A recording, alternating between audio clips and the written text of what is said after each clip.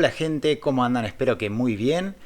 El día de hoy ya estamos con la clase número 5 de este curso de reparación de notebooks. En la clase pasada estuvimos viendo un pantallazo general acerca de cómo estudiar y cómo leer los diagramas.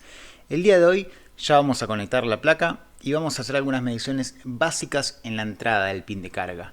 Vamos a analizar un poco acerca de la corriente, qué es lo que pasa cuando conectamos el cargador, cómo se comporta esa corriente, y también vamos a ver el primer componente, que es el capacitor. Nos vamos a basar en un capacitor cerámico en la línea de alimentación del equipo.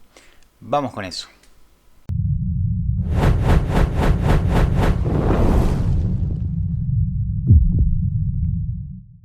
Comencemos. Pin de alimentación. ¿Qué es lo que ocurre cuando alimentamos el equipo? En la punta de nuestro cargador, en la punta de nuestra fuente regulada, vamos a tener una tensión, una diferencia de potencial entre el polo positivo y el negativo. Una vez que conectamos y alimentamos el circuito, lo que hacemos es cerrar ese circuito. Las cargas que se encuentran en el polo positivo van a buscar la manera de arribar en el polo negativo. Y debido a esto se va a generar una corriente eléctrica que va a ir del polo positivo al negativo. Podríamos decir que existen dos maneras de concebir la corriente eléctrica. Sentido convencional. El sentido convencional de la corriente establece que la corriente eléctrica fluye de polo positivo a polo negativo y se asume que la corriente es un flujo de cargas positivas. Este es un acuerdo que se estableció hace varios siglos, ya que los científicos de la época supusieron que la electricidad era un fluido que se movía del punto con exceso de cargas, al que llamaron positivo, hacia el punto con déficit de carga, que llamaron negativo. Como no sabían qué partícula se movía, definieron el flujo de corriente como movimiento de cargas positivas. Sentido real. Con el descubrimiento del electrón, que tiene carga negativa, se determinó que el sentido real de la corriente es de polo negativo hacia el positivo, debido a que las cargas se movilizan en ese sentido. Conclusión: aunque sabemos que los electrones se mueven en dirección opuesta, el sentido convencional sigue siendo el estándar, ya que en la práctica es exactamente lo mismo y que los libros de texto y simbología electrónica, como la flecha de un diodo que apunta de positivo a negativo, ya estaban basados en esta convención, y cambiarlo habría representado un caos masivo. Continuamos. En el recorrido de ese flujo de cargas se van a ir activando todas las etapas de nuestra laptop. Circuitos integrados como el puente norte, el puente sur, MOSFET, BIOS, tarjeta gráfica. Y cada una de estas etapas va a generar un consumo, y la sumatoria de esos consumos se va a ver reflejada en nuestra fuente de laboratorio. Ahora yo quiero que se graben algo en la conciencia. Las cargas siempre van a buscar la manera de llegar hacia GND, hacia tierra. Cada componente, sea un CPU, una tarjeta gráfica o hasta un MOSFET, que sea atravesado por este flujo de cargas va a funcionar gracias a que las cargas siempre van a estar buscando ir hacia el polo negativo, y en el camino van a generar que dichos dispositivos funcionen correctamente. Dicho esto, vamos a ver un poquito el esquemático y a analizar la placa con el microscopio. Vamos con eso. Ahora sí, comencemos. Pines de carga. Los que estuvieron en las primeras clases ya sabrán que hay varios tipos. Existen los más comunes, que tienen polo positivo y polo negativo. Los hay con un pin central que permite la comunicación entre el cargador y la placa madre, y lo último en este apartado es el Power Delivery, para el cual vamos a dedicar un capítulo aparte en un futuro. Vamos a ver en la placa la serigrafía del pin de carga. Aquí podemos ver que es el CN3, así que vamos a buscarlo en el diagrama. Colocamos aquí en el recuadro de búsqueda CN3, ponemos buscar, vamos a dar un poco de zoom para ver mejor, y acá nos figuran todas las opciones que contengan CN3. Tenemos que buscar que se llame así. Tenemos CN36, CN30, CN35, CN31, y aquí lo tenemos, CN3. ¿Qué quiere decir CN3? Las siglas CN hacen referencia a Connector y van a ver que es común ver al lado de los conectores de carga, del touchpad o del teclado estas dos letras, aunque algunos fabricantes pueden utilizar otras. Y vemos acá en el diagrama que este conector tiene el pin 1 al 6, 1, 2, 3, 4, 5, 6 y un pin 9 y otro pin 10. Esta placa se trata de un conector, un pin de carga que tiene polo positivo, polo negativo y tiene un pin central que se comunica directamente con el cargador. Los pines 1 y 2 corresponden a masa, a tierra, a GND. Podemos ver que las dos líneas que salen del pin 1 y 2 llevan directamente a una línea que está conectada a este símbolo de aquí. Estas líneas que forman una especie de triángulo lo pueden ver de esta manera, también lo pueden ver directamente como un triángulo y están representando GND. Todo lo que vean, toda línea que vean que sale hacia este símbolo es porque está conectada en alguna parte de la placa hacia GND, hacia tierra. Ahora vamos a medir con el multímetro la resistencia que tenemos del conector de nuestro pin hacia tierra. Para eso colocamos el multímetro en escala de ohmios. Vamos a colocar una de nuestras puntas en una línea de masa, en una línea de tierra, que si se fijan, todas estas partes doradas de la placa, que la van a encontrar distribuidas a lo largo y ancho de toda la placa, son puntos en los que uno puede poner el tornillo por lo general, y por lo general, casi en el 100% de los casos, están conectadas a tierra. De todas maneras, no se tienen que fiar al 100% porque hay ocasiones en las que van a ver este tipo de puntos, pero no necesariamente son una conexión directa a tierra. Pero como regla general lo toman como tierra. También pueden tomar de punto de referencia algún conector USB, algún conector HDMI, VGA. Cuanto más grande es el punto de referencia que toman de tierra, de GND, mejor, porque la medición que realicen va a ser más certera. Entonces, yo ahí coloqué mi punta negra en una línea de masa, en una de esas partes doradas que les comenté, y ahora voy a tocar con mi otro extremo del multímetro el pin 1 y 2. Aclaro antes de hacerlo que esta prueba la tienen que hacer siempre con la placa desconectada, es decir que no tiene que estar energizada, ¿sí? ¿Cómo sabemos cuál es el pin 1 y 2? Porque acá tenemos 6 pines, tenemos 1, 2, 3, 4 y acá tenemos 5 y 6. Ustedes ven una bolillita de estaño porque yo le coloqué una pequeña gotita de estaño por otros motivos, pero acá en realidad debajo de esta bolilla hay 2 pines más. ¿Cómo sabemos cuál es el pin 1 y cuál es el 6 de este conector? Van a ver que acá tenemos un puntito blanco. Ese punto blanco en líneas generales nos está indicando que es el pin número 1. También lo vamos a ver este patrón en distintos componentes, distintos circuitos integrados, en donde vamos a tener un círculo, puede ser blanco, negro, de cualquier color, que nos está indicando que ese es el pin número 1. Entonces, tocamos ahí y vemos que nos marca 0,8, 0,9 ohmios.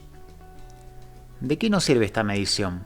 Con esta medición podemos ver la lectura mínima que tiene nuestro pin de carga con respecto a GND, a tierra. Ven que dice 0,9. Ahora yo voy a tocar las puntas de mi multímetro directamente, una con la otra. Voy a hacer... Ahí está. Miren, la resistencia mínima de mi multímetro, cortocircuitando las puntas, tocando directamente la roja con la negra, es de 0,3. Y tocando el puerto USB con el pin número 1 o el pin número 2, tengo 0,9. Ahora, volviendo al esquema, podemos ver acá que el pin 1 y 2, aparte de estar conectados a GND, están conectados a este componente de acá.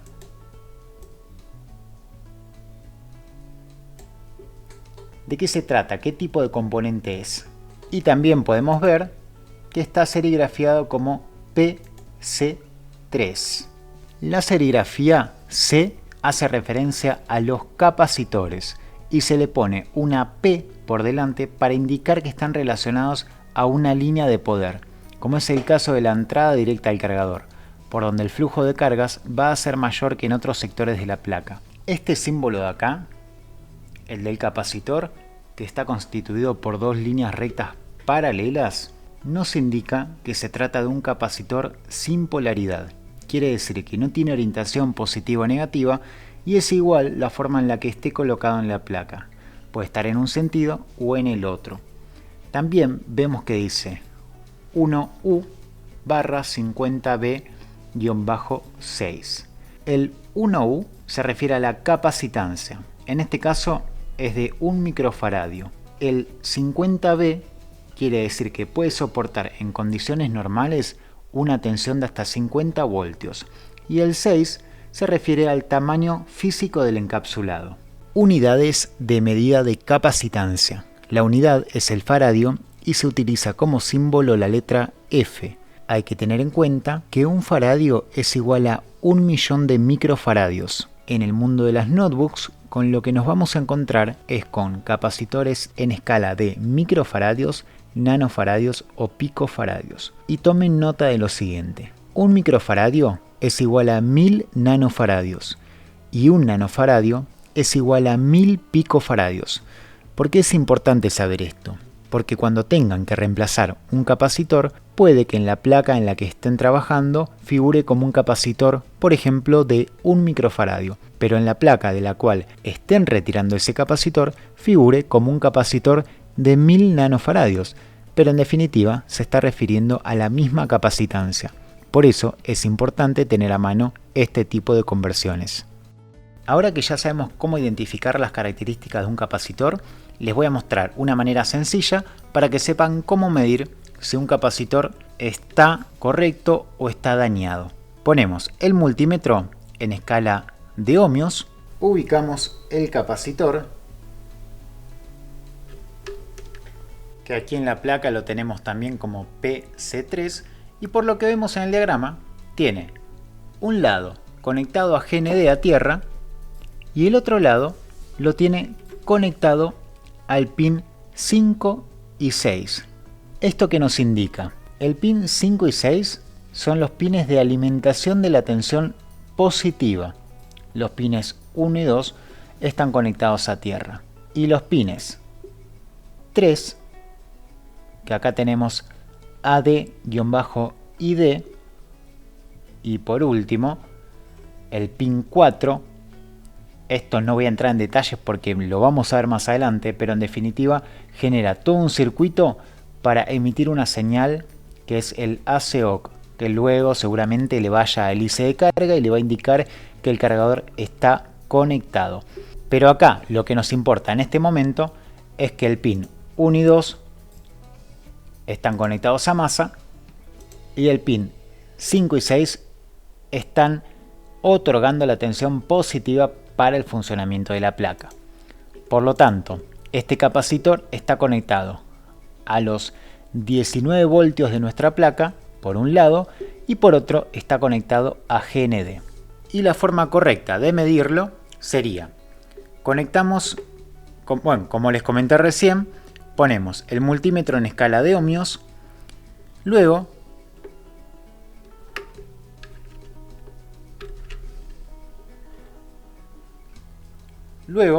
colocamos, yo tengo un cocodrilo aquí, pero pueden directamente tocar con la punta del multímetro. Yo me agarro de cualquier punto de GND. Vamos a buscar el capacitor, el PC3, y como vemos en el diagrama, tenemos que tener una línea que esté conectada a tierra directamente. Si yo toco, voy a ver que la resistencia que me marca el multímetro es de 0,9, que es exactamente lo mismo que pudimos ver en la previta anterior, en la que hicimos una medición de resistencia del conector de la batería y una superficie de GND. Y si tomamos de referencia el otro lado del capacitor,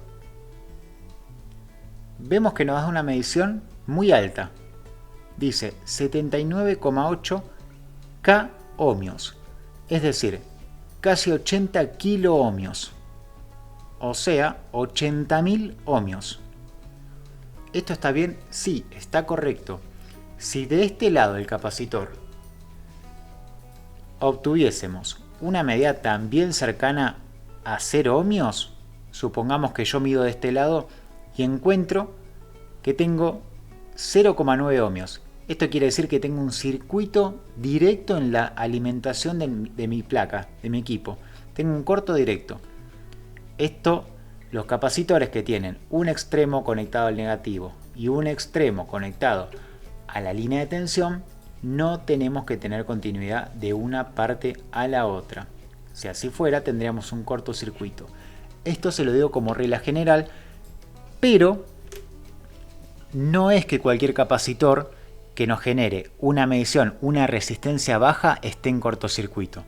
Porque hay líneas, por ejemplo, cercanas al CPU o cercanas a la memoria RAM, que las resistencias son muy bajitas porque estos componentes, estos dispositivos trabajan a alta frecuencia. Pero si tenemos 0,9, 1 ohmio, 2 ohmios, es una lectura muy baja y posiblemente ese capacitor esté en cortocircuito. Aquí les dejo una imagen que hice para que le saquen captura y la conserven. En esta imagen van a poder ver todos los encapsulados en los que pueden venir este tipo de componentes. En este caso, utilizamos de ejemplo el capacitor, pero también aplica para resistencias o fusibles, por ejemplo. Podemos ver 3 columnas. La primera, encapsulado imperial, se refiere al código que recibe dependiendo las medidas que tengan. La segunda columna, encapsulado métrico, hace referencia a la medida en milímetros, que corresponde a la tercera columna, que es largo por ancho en milímetros. Si se fijan, en el primer ejemplo, vemos que dice 0,6 por 0,3. Quiere decir que tiene 0,6 milímetros de largo por 0,3 milímetros de ancho, y así sucesivamente. Si hasta el momento te gustó el contenido, te pido que le des like y te suscribas al canal. Y en caso de que así lo sientas, puedes realizar una pequeña donación para apoyar el crecimiento del canal. Sigamos con el video.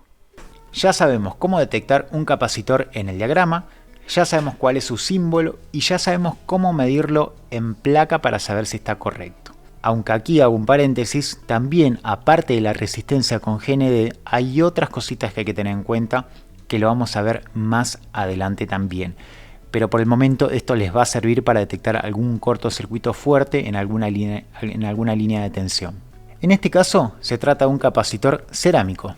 Son muy normales en las placas de notebook y van a ver que siempre tiene este color marroncito y son de montaje superficial. Ahora, ¿para qué sirve un capacitor? ¿Qué función cumple? ¿Por qué está colocado en una línea de alimentación de la placa? Vamos a responder estas importantísimas preguntas. El capacitor o condensador actúa como un pequeño almacén temporal de energía eléctrica y entra en juego cuando se generan corrientes que no son perfectamente lineales o constantes, que generan caídas o irregularidades, rizado o ripple. Lo que hace es descargar esa energía almacenada para llenar el espacio vacío que dejó esa caída de tensión, o suavizar en caso de que presente inconsistencias. Cuando una laptop se encuentra en pleno funcionamiento, hay momentos en los que el CPU, por ejemplo, aumenta repentinamente su frecuencia de trabajo, necesitando un flujo de energía instantáneo. Ahí entra en juego el capacitor, liberando energía que tiene acumulada. Esto se conoce como desacoplamiento. También generan un filtrado de ruido, eliminan el ruido electrónico e interferencias en línea de alimentación y señales, asegurando que las señales que viajan por la placa sean claras y no se corrompan. Bueno gente, eso fue todo, espero que les haya gustado. Por ahora los dejo, pero nos vemos la semana que viene, el martes que viene, con más contenido. Un abrazo grande y éxitos en todas las reparaciones que tengan por delante. Un abrazo.